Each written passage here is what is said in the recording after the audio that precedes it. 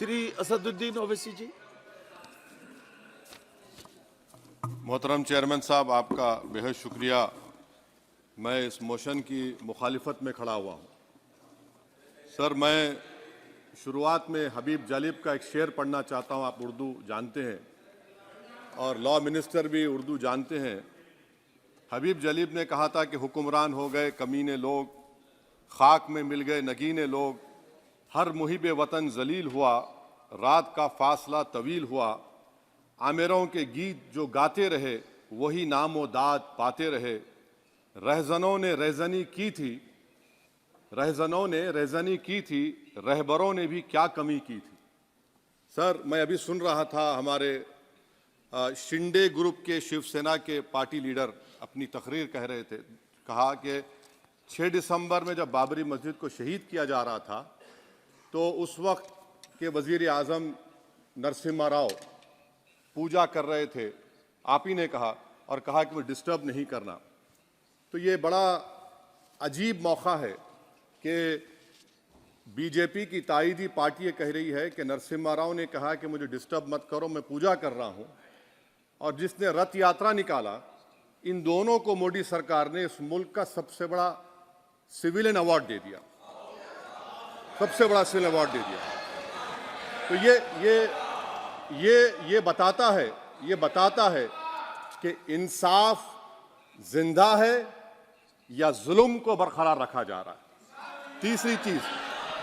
तीसरी बात यह है कि सर, इस ऐवान में सियासी पार्टियां आएंगी चले जाएंगी, आप आए मैं आया हम भी चले जाएंगे, मैं इस जमीन की गिजा बन जाऊंगा, ये ऐवान तो बाकी रहेगा।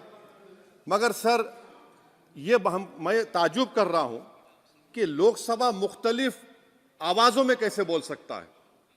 लोकसभा तो एक ही आवाज में बोलना चाहिए, और लोकसभा भी भारत के संविधान आइन के बेसिक स्ट्रक्चर का ताबे है। और सर, ये इसलिए कह रहा हूं कि 16 दिसंबर को ये ले कर देता हूं, 16 दिसंबर 1992 को इसी लोकसभा ने एक रेजोल्यूशन पास किया था। आप इजाजत दीजिए तो मैं पढ़ता हूं सर। दिस हाउस, अच्छा, ये गुलाम नबी उस वक्त के मिनिस्टर थे, आज नहीं है, उनका नाम नहीं लेना चाह रहा था। This house strongly and unequivocally condemns the desecration and demolition of the Babri Masjid at Ayodhya by and at the instigation of forces represented among others by VHP, RSS and the Bajrang Dal, which has caused communal violence in the country. Such act of vandalism was carried out not only in violation of order of the Supreme Court, but amounted to an attack on the secular foundations of our country. This House expresses anguish at the happenings and wishes to reiterate its resolve that it will ceaselessly endeavor to uphold the secular and democratic traditions of our country and for the maintenance of rule of law. और एक paragraph मैं नहीं पढ़ूंगा। मैं ताजुब कर रहा हूं कि जब इस ऐवान ने एक रेजोल्यूशन पास किया तो हुकूमत आएगी जाएगी, और हुकूमत ये मोदी हुकूमत जश्न मना रही है जो 6 दिसंबर को हुआ। तो ये एक बात है सर। चौथी बात यह है कि सर, नहीं, 6 दिसंबर के ऊपर कोई जश्न नहीं है। राम मंदिर के निर्माण की जो प्रतिष्ठा हुई है उसको संबोधन कर रहा है, और वो सर्वोच्च न्यायालय के द्वारा तथ्यों के आधार पर दिए गए निर्णय के कारण से हुआ है। सर्वोच्च न्यायालय का निर्णय है, तथ्यों के आधार पर निर्णय है। वो विषय आपने बोल दिया, ठीक है, ओके। परंतु जो मंदिर का निर्माण है वो नियमानुसार सर्वोच्च न्यायालय के निर्णय से तथ्यों को देख करके। एक सेकंड, आप इस्लाम के बहुत जानकार हैं, विद्वान हैं वैसे भी, अब कानून के, यदि किसी अन्य धर्म के स्थान पर मस्जिद बनाई जाए तो शायद उसको मान्य नहीं किया जाता। अभी एएसआई ने, सुप्रीम कोर्ट ने स्वीकार किया है कि वहां पर राम मंदिर था। तो इस विषय केवल यह है कि वहां पर राम मंदिर ठीक बना कि नहीं बना, वो विषय हो गया। तो कृपया इस पर यदि आप कुछ बोले तो बोलें प्लीज। सर, मैं आपको गलत साबित कर दूंगा सर।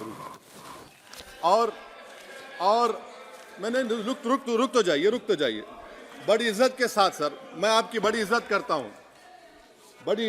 हूं सर। आपको मैं कोट कर रहा हूं सुप्रीम कोर्ट का जजमेंट, पैराग्राफ 1222 रोमन 17, उसमें लिखा गया है, the destruction of the mosque took place in breach of the order status को and the assurance given to this court, the destruction of the mosque and obliteration of Islamic structure was an egregious violation of the rule of law. Egregious का मतलब जो छोटी मोटी अंग्रेजी में आती है वो क्रिमिनल एक्ट कहा।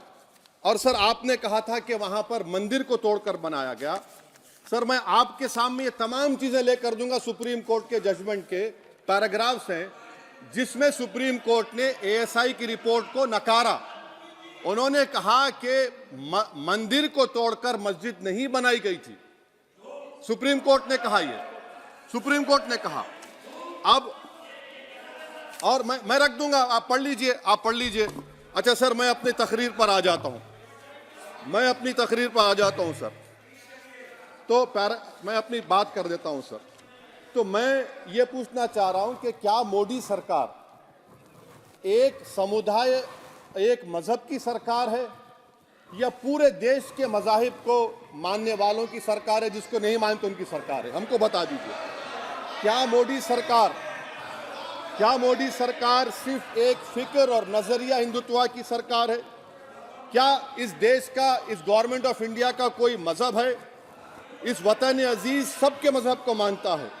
सर मेरा मानना है कि इस देश का कोई मजहब नहीं है।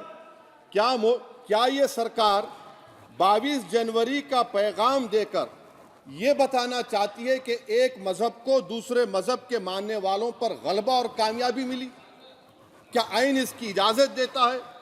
क्या ये पैगाम आप जब ऐवान से दे रहे हैं तो 17 करोड़ मुसलमानों को आप क्या पैगाम दे रहे हैं, ये मैं आप पर छोड़ता हूं।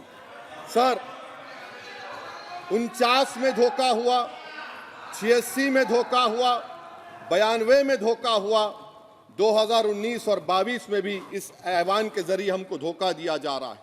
और अफसोस के साथ कहना पड़ता है सर कि मुस्लिम अक़लियत को हमेशा ये कहा गया कि तुमको भारत के शहरी बरकरार रहने के लिए एक बहुत बड़ी कीमत तुमको चुकानी पड़ेगी, और हम पर इल्जाम लगा दिया गया। सर क्या मैं बाबर का स्पोक्स पर्सन हूं? क्या मैं जिना का स्पोक्स पर्सन हूं? क्या मैं औरंगजेब का स्पोक्स पर्सन हूं? बताइए सर, आखिर मैं कहां तक आप मुझे लेकर जाएंगे? दूसरी बात यह है सर, दूसरी बात यह है कि फिर 6 दिसंबर के बाद देश में फसाद हुआ, नौजवानों को टाडा में डाला गया जो बूढ़े होकर निकले। यकीनन आपकी सरकार नहीं थी, आपकी सरकार नहीं थी। अच्छा बल्कि मैं तो मर्यादा पुरुषोत्तम राम की इज्जत करता हूं, मगर मैं नाथूराम गोडसे से नफरत करता हूं। मेरी नस्लें नफरत करती रहेंगी क्योंकि नाथूराम गोडसे ने उस शख्स को गोली मारी जिसके जबान से आखिरी लफ्ज निकले हे राम। सर छठी बात यह है कि 87 में मलियाना हाशिमपुरा हुआ, 83 में नेल्ली हुआ, 44 में जम्मू में नस्ल कशी हुई, 2022 में हल्दीवानी में कत्ल हुआ। इतने धोखे सबसे बड़े किसको दिए गए? असदुद्दीन ओवैसी को दिए गए। मगर फिर भी मुझसे ही कहा जाता है कि वफादारी को तुम साबित करो अपनी ओवैसी। सर आज भारत के 17 करोड़ मुसलमान अपने आप को अजनबी और एलिनेट महसूस कर रहे हैं। मैं बहुत बड़ी नाइंसाफी होती है, सर ये कोई तारीखी नाइंसाफी को इंसाफ नहीं किया जा रहा है। स्पीकर बल्कि सर, अंग्रेजी में स्पीकर सर केवल एक प्रश्न का जवाब ओवैसी साहब दे दें कि बाबर को वो आक्रमणकारी मानते हैं या नहीं मानते हैं? पुष्पमित्रा संघा को आप क्या मानते हैं? बताओ, पुष्पमित्रा संघा को आप क्या मानते हैं? जम्मू के वो कश्मीर के वो राजा को क्या मानते हैं जिसके पास एक फौज थी मंदिरों को तोड़ने के लिए? आप क्या मानते हैं? यही तो मैं कह रहा हूं कि निशिकांत दुबे 47 में आजादी मिली, असदुद्दीन ओवैसी से बाबर की बात पूछ रहे हैं। तुम गांधी की बात पूछते, तुम बोस की बात पूछते, तुम जलियांवाला बाग की बात पूछते, तुम काला पानी में जो मुसलमान शहीद हो गए उनकी बात पूछते, मगर बाबर की बात पूछी जाती है। तो सर मैं आपको बता रहा था, खामखा डिस्टर्ब किए सर, मुझे मेरा वक्त ले लिए निशिकांत दुबे। सर मैं आपसे कह रहा था मोदी हुकूमत ये पैगाम दे रही है भारत के मुसलमानों को कि जान बचाना है या इंसाफ चाहते हो। मैं कह रहा हूं मैं भीख नहीं मांगूंगा, मैं इस नंगी तासुब को कबूल नहीं करूंगा। मैं दूसरे दर्जे के शहरी के मौक़िफ़ को कबूल नहीं करूंगा। मैं अपनी शनाख्त को नहीं मिटने दूंगा। अब मैं झूठी और दिल फरेब बातों पर हरगिज भरोसा नहीं करूंगा। मैं वो काम नहीं करूंगा जो बीजेपी और नाम निहाद सेकुलर पार्टियां चाहती हैं। मैं वो काम करूंगा जो आपको पसंद नहीं है, संविधान के दायरे में रहकर। सर, कंक्लूजन में मैं आपको बताना चाहता हूं कि आज इस देश को किसकी जरूरत है। इस देश को अयोध्या में, तारीख शायद नहीं पढ़ते होंगे, मौलाना अमीर अली कौन थे, पुजारी बाबा रामचरण दास कौन थे, अयोध्या के पुजारी थे। दोनों ने मिलकर अंग्रेजों के खिलाफ जंग लड़ी थी और दोनों ने, अंग्रेजों ने इनको गिरफ्तार किया और एक पेड़ पर मौलाना अमीर अली को और पुजारी रामचरण दास को फांसी दे दी गई। देश को इनकी जरूरत है। देश को शंभू प्रसाद, अचन खां, ये राजा देवी बख्श सिंह के फौज में थे, अंग्रेजों से मुकाबला किया। मुसलमान की लाश को जला दिया गया और शंभू प्रसाद को दफना दिया गया। इस देश को यह जरूरत है। देश को बाबा मोदी की जरूरत नहीं है। आज भारत को अयोध्या के मौलाना अमीर अली और रामचरण दास, अचन खान, शंभू खान की जरूरत है। सर, मैं अभी सुन रहा था ये नाम निहाद सेकुलर पार्टियों के बयानात को। क्या होता है सर, मैं खत्म कर रहा हूं, क्या होता है सर, जब काजी साहब गवाहों को लेकर दुल्हन के पास जाते कि तुमको निकाह कबूल है, तो दुल्हन शर्मा के खामोश बैठ जाती। तो इनकी खामोशी रजामंदी की अलामत है। जी जी। तो सर, मैं खत्म करने से पहले ये बताना चाह रहा हूं कि जब वजीर आजम जवाब देंगे तो क्या वो भारत के 140 करोड़ जनता के लिए जवाब देंगे या फिर सिर्फ हिंदुत्व की फिक्र रखने वालों का जवाब, मैं खत्म कर जवाब देंगे।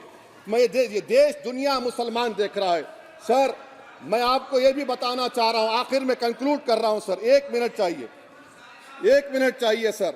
सर, मेरा मानना यह है कि आज मैं बहैसियत एक भारत के गयूर मुसलमान के, let me stand as a tall Indian Muslim and say that the light of Indian democracy today is at its dimmest today, sir. Sir, in conclusion, मेरी फिक्र में, मेरा ईमान मुझे कहता है कि जिस जगह पर मस्जिद थी, है और रहेगी, बाबरी मस्जिद है और रहेगी। बाबरी मस्जिद जिंदाबाद, जिंदाबाद, भारत जिंदाबाद, जय हिंद। सबको जोड़ने की बात की जाए वो बेहतर है। जी, श्री बीबी Patil ji. Roti Bank Foundation has served over 1.5 crore meals to needy kids. Feed a child with just ₹40. Please donate generously. Visit rotibankfoundation.org. Join hands to build a healthy India. Stay ahead with our cutting-edge news app. Instantly access the latest shorts in just 1 minute and breaking news in just 50 words. Download now for a smarter, faster news experience.